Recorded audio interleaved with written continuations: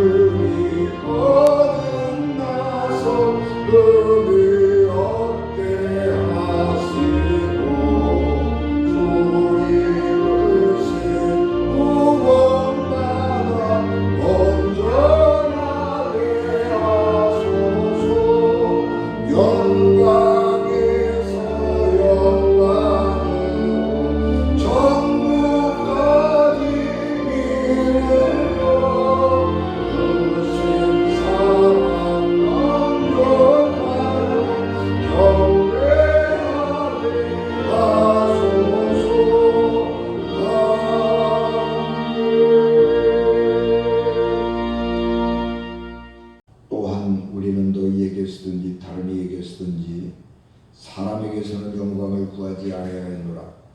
우리는 그리스도의 사도로서 마땅히 권위를 주장할 수 있으나 도리어 너희 가운데서 유순한 자가 되어 유모가 자기 자녀를 기름같이 하였으니 우리가 이같이 너희를 사모하여 하나님의 복음뿐 아니라 우리의 목숨까지도 너희에게 주기를 기뻐하며 너희가 우리의 사랑하는 자 되니라. 형제들아, 우리의 수고와 애쓴 것을 너희가 기억하리니 너희 아무에게도 폐를 끼치지 아니하려고 밤낮으로 일하면서 너희에게 하나님의 복음을 전하였노라. 우리가 너희 믿는 자들을 향하여 어떻게 거룩하고 옳고 흠없이 행하였는지에 대하여 너희가 증인이요 하나님도 그러하시도다. 너희도 아는 바와 같이 우리가 너희 각 사람에게 아버지가 자기 자녀에게 하듯 권면하고 위로하고 경계하노니 이는 너희를 부르사 자기 나라와 영광에 이르게 하시는 하나님께 합당히 행하게 하려 함이라. 아멘. 기도하겠습니다. 은혜가 충만하신 아버지 하나님, 넘치는 주의 은혜와 사랑을 저희들에게 충만하게 하시고 이 부족한 종류의 성령을 갑절로 더하여 주시옵소서.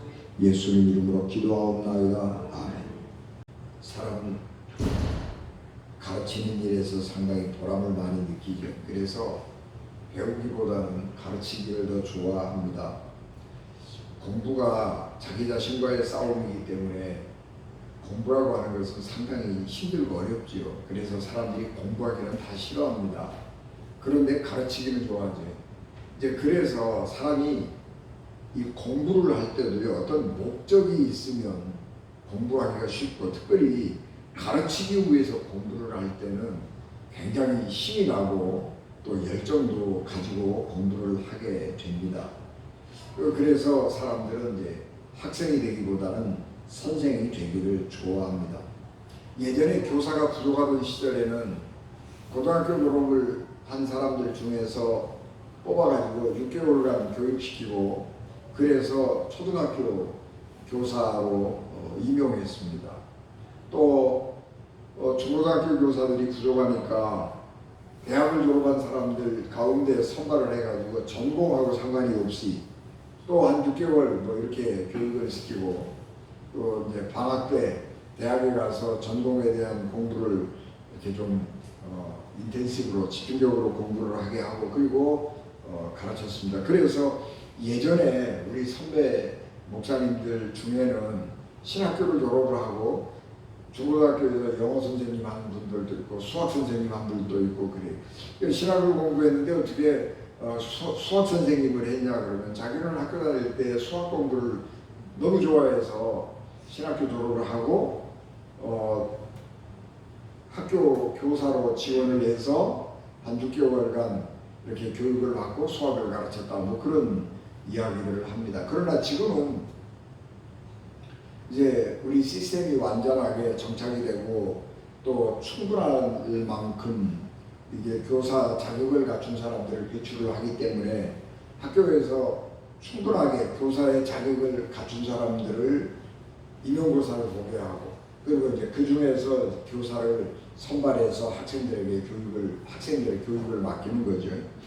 그런데 이제 공부를 하고 가서 현장에 가서 보면 학교에서 진짜로 아주 중요한 거 깊게 공부를 다 했는데 학교의 현장에 가서 교실에서 중고등학교 학생들을 가르치는 거 보면 아주 기본적인 거 시시한 거를 가르친단 말이에요. 그러니까 재미가 없는 거죠.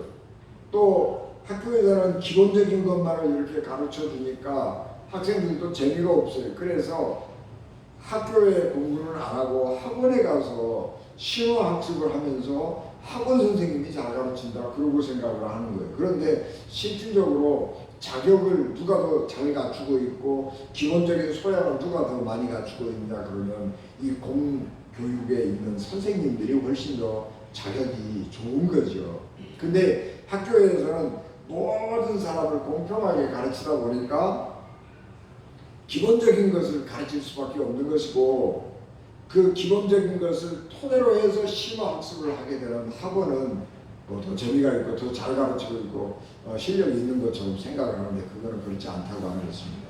학교라고 하는 것은 기본적으로 지식을 전달하는 것일 뿐만 아니라 그 사람의 전체 인격을 함양하는 것이기 때문에 선생님들에게 그만큼 자격이 필요한 것은 지식을 전하는 것일 뿐만 아니라 그 학생들의 전체적인 인격을 함양하기 위해서 필요한 것들이 많기 때문에 자기가 가르치는 것은 사실은 알고 있는 것은 일부에 불과하지만 선생님들에게 그렇게 많은 것을 요구하는 것입니다. 예전에도 선생님이 되고 싶은 사람들이 많이 있었고 또 이 가르치는 일을 통해서 자기의 생계를 유지하는 사람들이 많이 있었습니다. 사도 바울이 복음을 전하러 다니던 그런 시대에 로마 시대인데 이 로마 시대에도 이 철학 이런 것들은 굉장히 사람들에게 선호하는 시대였습니다. 여러분 지금이야 이 마이크 방송 시스템이 너무너무 잘 되어 있기 때문에 그런 것들이 별로 필요하지 않았습니다만 옛날에는 방송 시스템이 없잖아요. 마이크 시설이 없잖아요. 그러니까 많은 사람들이 모여 있을 때에 그 많은 사람들에게 말을 육성으로 자기 의견을 전달을 해야 하는 것이고, 또 사람들을 모여 있을 때 선동을 해서 사람들을 자기 의도에 이렇게 따라올 수 있도록 하려고 그러면 이 논리학이라든지 운변술이라든지 이런 것들이 굉장히 중요한 덕목이 된 것입니다.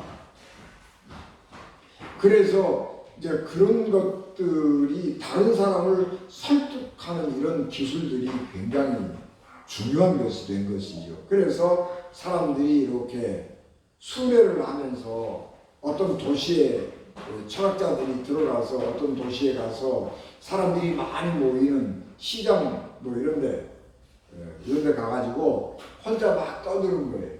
자기가 가지고 있는 이 지식을 막 혼자 떠들면 지나가는 사람들이 그런 것을 이렇게 가만히 듣고 있다가 저 사람에게서 좀 배우면 내가 세상에 나가서 출세하는데 좀 도움이 되겠다, 그런 생각을 하는 사람들이 오는 거예요. 그래서 선생님에게 지식을 좀 배우고 싶습니다. 그러면 사람들이 수업료를 내고 그 사람에게 배우는 거예요. 그래서 그 선생님은 학생들의 수업료를 받아서 생활을 하고, 이제 그런 것들이 아주 일반적이고 보편적인 것이었습니다. 그런 것들이 우리가 사도 바울이 아테네 아레오바고에 갔을 때에 했던 전도하는 방법이, 아레오바고 그 광장에 가면 돌멩이 하나가 있는데 그 돌멩이 위에 올라가 가지고 자기가 말하고자 하는 말을 막 떠들면 지나가는 사람들이 그 귀를 이렇게 기울여서 듣고 저 사람이 무슨 얘기하는 건가 뭐 그러고 관심 가지고 이제 그러고 대화가 시작이 되는 것이고 그런 거죠. 그런 것처럼 복음을 전하는 사람들도 그렇게 전도를 하기도 했습니다.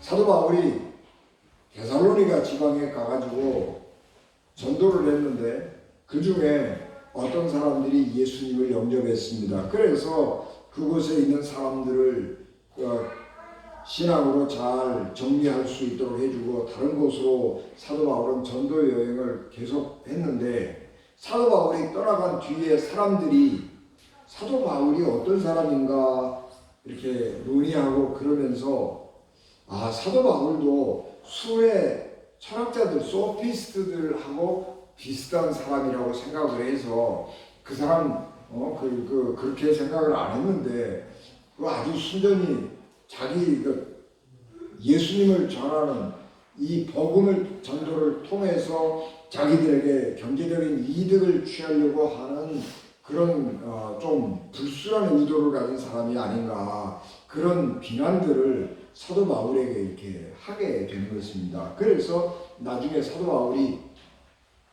그 이야기를 듣고 데살로니가 교회 성도들에게 편지를 하면서 복음 전도자인 자신은 소피스트들하고 다르다라고 하는 것을 변호해야 될 필요가 있게 된 것입니다. 그래서 데살로니가 교인들에게 내가 어떻게 데살로니가에서 살았는지, 내가 어떻게 생활하고 살았는지, 그리고 이 소피스트들하고는 얼마나 다른 것인지 하는 것들을 자세하게 설명을 하고 있습니다.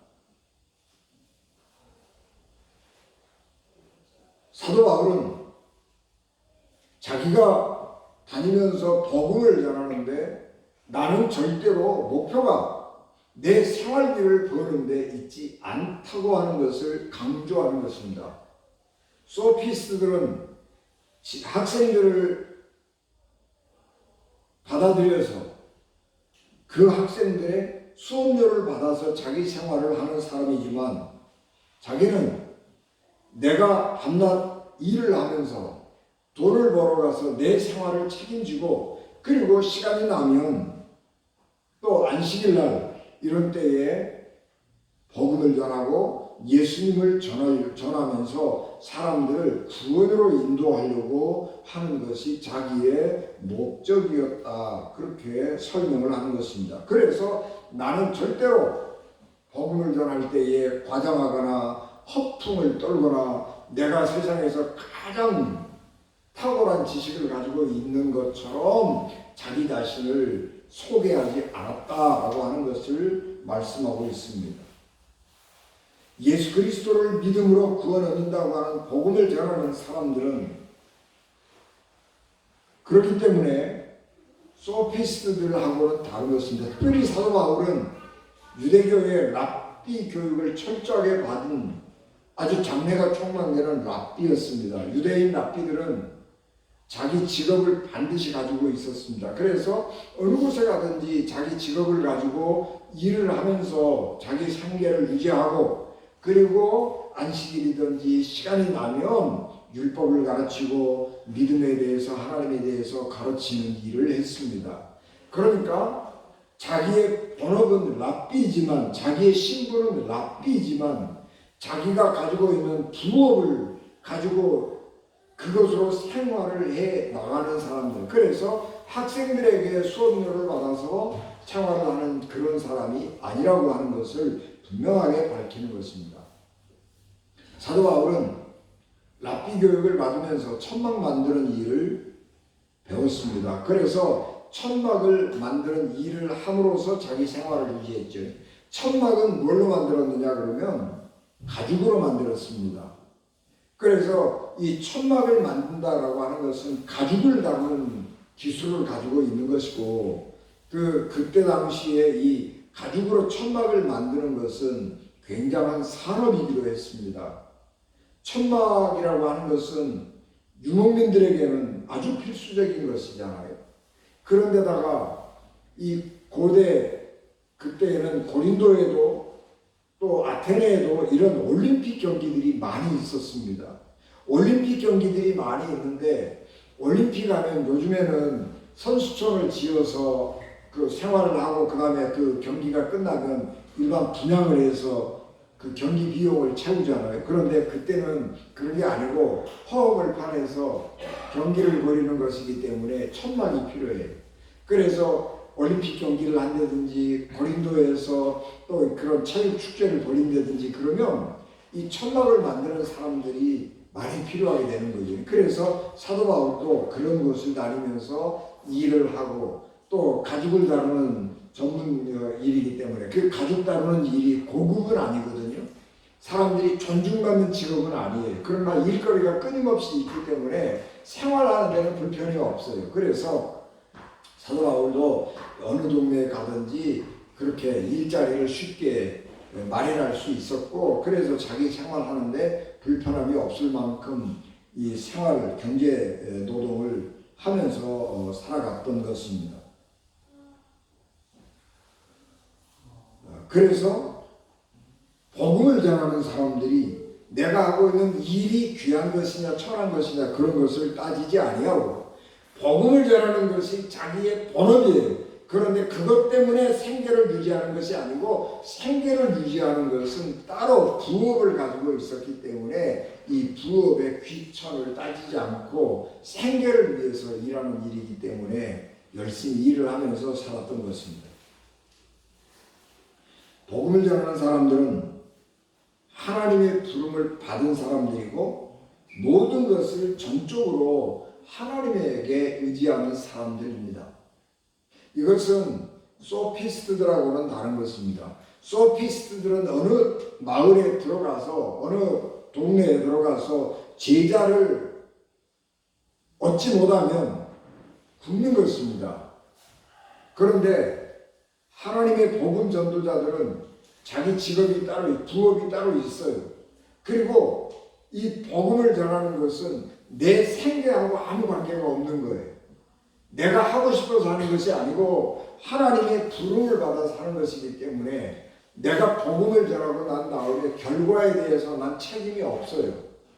어느 마을에 들어가서 예수님을 믿으라고 열심히 전도했는데 그 동네에서 아무도 예수님을 안 믿었어요. 그러면 나는 손해가 없어요. 하나님이 손해나는 거예요. 나는 하나님이 복음을 전하라고 했기 때문에 복음을 전하는 것 뿐이에요.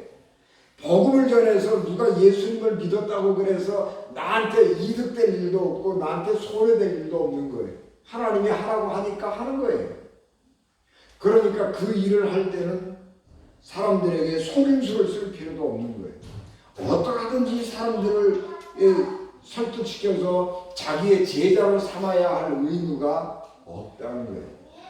그래서 복음 전도자들은 객관적으로 솔직하게 진실하게 이것이 나를 위한 길이 아니라 당신 자신을 위한 길이라고 하는 것을 가르치는 거예요. 예수 그리스도를 믿어서 구원받으면 나에게 좋은 게 아니라 당신에게 좋은 일이라고 하는 거예요.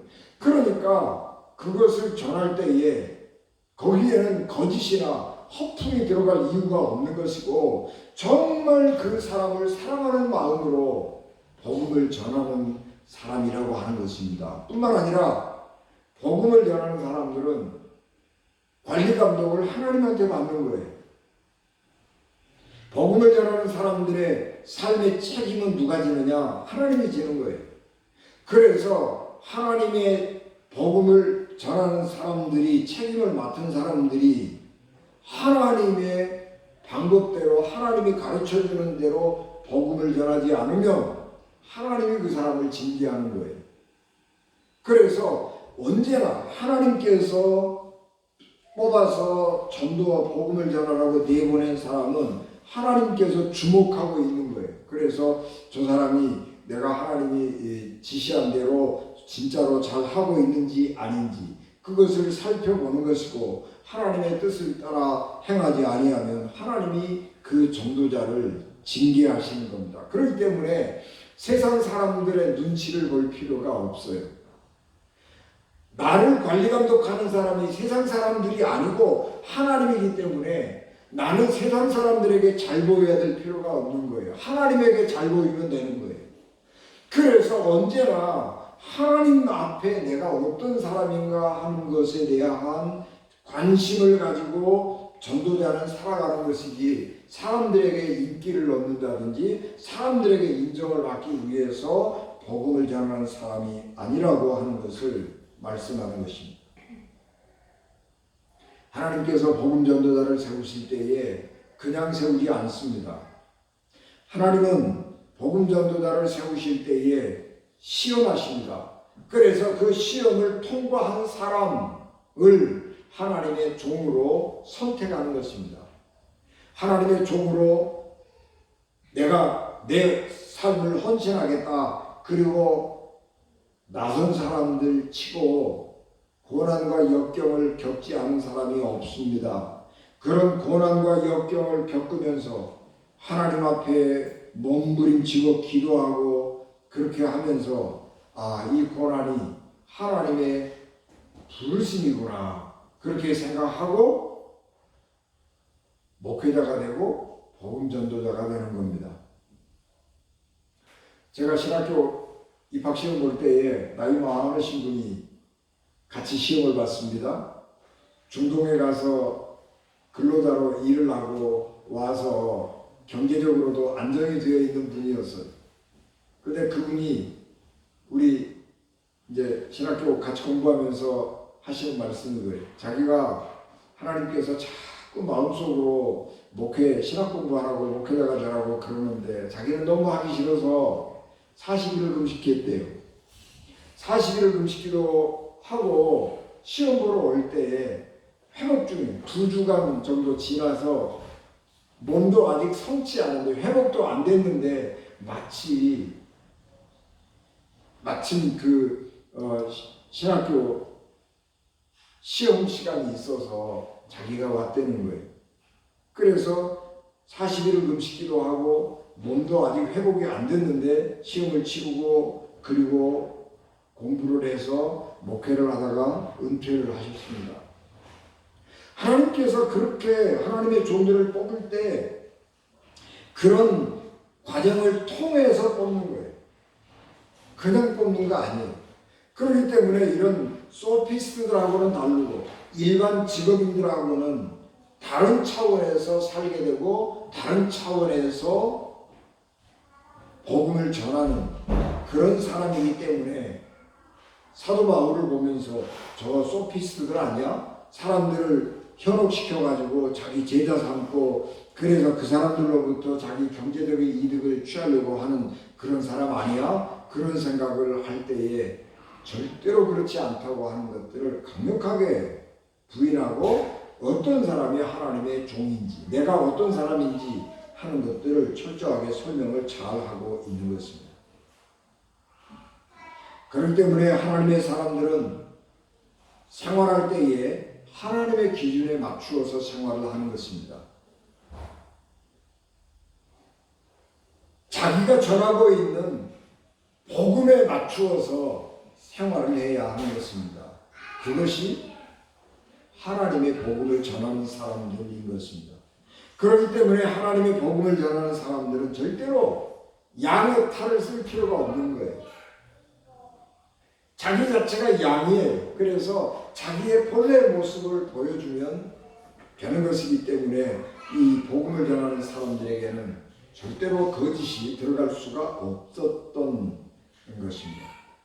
그래서 나는 절대로 이 소피스트라고는 다르다. 그런 것들을 사도 바울이 강하게 강조했습니다. 뿐만 아니라 자기가 복음을 전하는데 어떤 자세를 가지고 성도들을 대하느냐 그러면 아버지 같은 마음으로 대한다. 그렇게 합니다. 그런데 오늘 여기 본문 말씀에는 더 부드럽게 유모가 자녀를 대함같이 내가 여러분들을 섬기고 살폈습니다. 그렇게 고백을 합니다. 여러분 복음을 전하는 사람들의 목표는 뭐냐? 복음이잖아요. 복음을 전하는 사람들은 예수 그리스도를 믿어 구원받습니다. 하나님께서 자기 아들 예수 그리스도를 이 땅에 보내서 그를 믿어 구원받는 구원의 길을 우리에게 가르쳐 주셨습니다.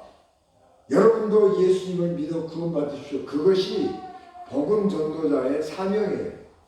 그것만 전해주면 복음 전도자는 사명을 다 한 거예요.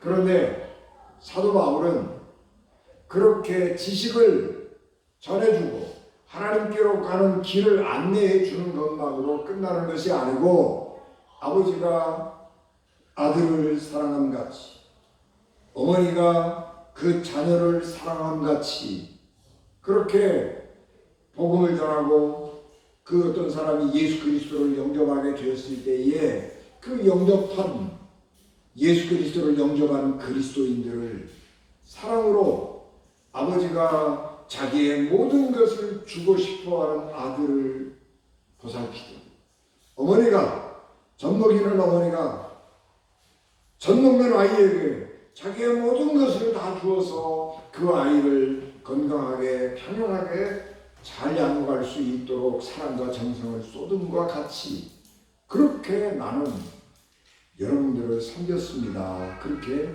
말하고 있는 것입니다.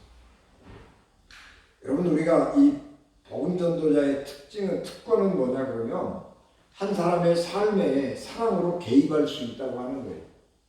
여러분 우리 성도님들 가정에 무슨 문제가 생기면 목회자가 가정에 들어가서 가정을 방문해서 위로하고 기도하고 서로 대화를 나누고 또 때로는 조언하고 안내하고 그런 일을 하는 거예요. 여러분 우리 주변에 이런 사람이 있다고 하는 것이 얼마나 축복인지 몰라요. 여러분 목회자가 신방 가는 거 그거 어마어마하게 축복이 그냥 우리 평소에 그냥 건강하고 뭐 일 없을 때는요 그냥 목사님 오셔서 뭐 예배 드려주고 축복해주고 그런 정도로 우리가 가볍게 생각할 수 있지만 어려움이 우리에게 찾아올 때에 정말 진실된 마음으로 아파하고 기도하고 찾아와주고 격려해주고 이런 사람이 옆에 있다고 하는 것 이거보다 더 큰 축복은 없는 것입니다. 우리가 믿음 안에서 한 성도 됐다고 하는 것은 예수님을 믿어 구원 얻는 한 사람이 되었다라고 하는 것이 아니고, 그 정도에서 그치는 것이 아니고, 우리가 희노애락을 같이 나누는 사람이 되었다고 하는 거고, 그 희노애락을 같이 나눌 수 있는 사람이 옆에 있다고 하는 것, 이것처럼 귀하고 아름다운 축복은 없는 것입니다. 세상에는 자기가 무엇이 되기 위해서 살아가는 사람도 있고, 아니면 내가 마땅히 해야 될 일이기 때문에 한다, 그렇게 생각하고 하는 사람도 있어요. 여러분, 우리가 민주화 운동 한참 하는 시절에 민주화 운동 열심히 했어요. 그러다가 어느 날 갑자기 변절해가지고 무슨 중앙정보부 여기 들어가서 뿌락진 노릇해가지고 거기 취직한 사람도 있고, 또 우리 경찰 어떤 사람 그랬잖아요. 뭐 열심히 노동운동하고 뭐 반정부 투쟁하고 그러다가 그 자기 조직원들 정보를 다 갖다 경찰에다가 넘겨주고 경찰에 특채돼가지고 허위의식하고 그런 사람들 있고, 정치인들 중에서도 그냥 진보주의 진영에서 열심히 반정부 투쟁하고 그러다가 권력자에게 붙어가지고 국회의원도 해먹고 장관도 해먹고 권력을 누리고 사는 사람도 있단 말이에요. 이건 누구냐 그러면 자기가 뭐가 되려고 하는 사람들이에요.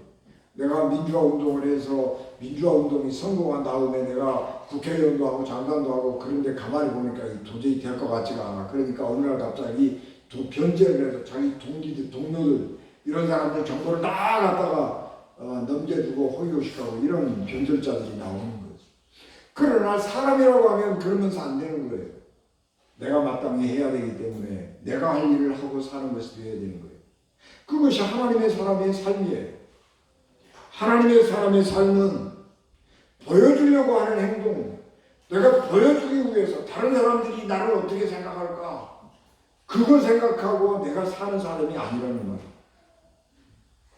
다른 사람들이 나를 어떻게 생각할까가 아니고 하나님이 나를 어떻게 생각할까를 생각하고 행동하고 삶을 살아가는 사람이 그리스도인이에요. 그렇기 때문에 우리는 가식적인 허풍을 띄는 그런 삶을 살 이유가 하나도 없는 것입니다.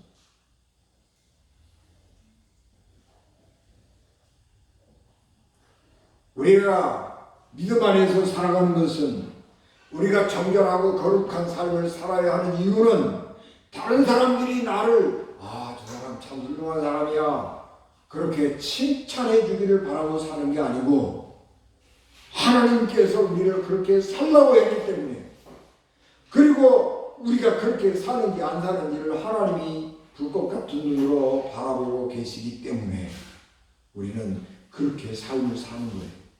그리고 그렇게 삶을 살아야 하는 것입니다. 그렇게 살면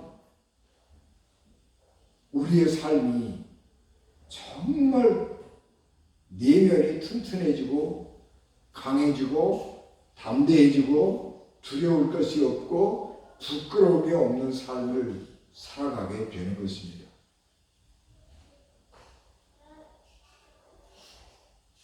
그리스도인들은 보여주기 위한 삶을 사는 사람이 아니에요. 내가 하나님 영광을 돌리는 삶을 살아야지, 그리고 다른 사람들이 나를 보고 하나님 영광을 돌리게 그렇게 내가 살아야지, 그런 생각을 갖는 자체가 잘못된 거예요. 진실하게 내 삶을 하나님 앞에서 사는 거예요. 하나님이 그렇게 살려고 하신 대로 살아가는 거예요. 그것이 구원받은 자의 삶이고, 그것이 구원을 향해 가는 영성생활하는 사람들, 영적인 길을 가는 사람들이 살아가는 삶이라고 하는 것입니다. 구원받은 삶은 하나님 보시기에 합당하고 하나님 보시기에 아름다운 삶을 사는 삶입니다. 우리는 그렇게 사는 사람들입니다. 이 세상이 알아주지 않아도 우리의 목표가 하나님의 나라에 있기 때문에 우리는 하나님 보시기에 합당한 삶을 사는 것입니다. 그래서 우리를 바라보는 사람들이 하나님께 영광을 돌리게 되는 것입니다. 내가 목적한 건 아니에요. 내가 목표한 건 아니에요. 그러나 우리가 그렇게 살다 보니까 다른 사람들이 우리의 삶을 보면서 하나님께 영광을 돌리게 되는 것입니다.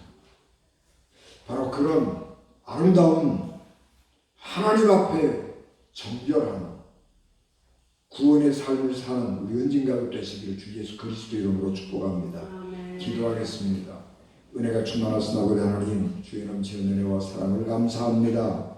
하나님의 크신 능력을 저희들에게 충만하게 하시고 은혜와 복을 갑절로 더하여 주시옵소서. 예수님 이름으로 기도하옵나이다. 아멘.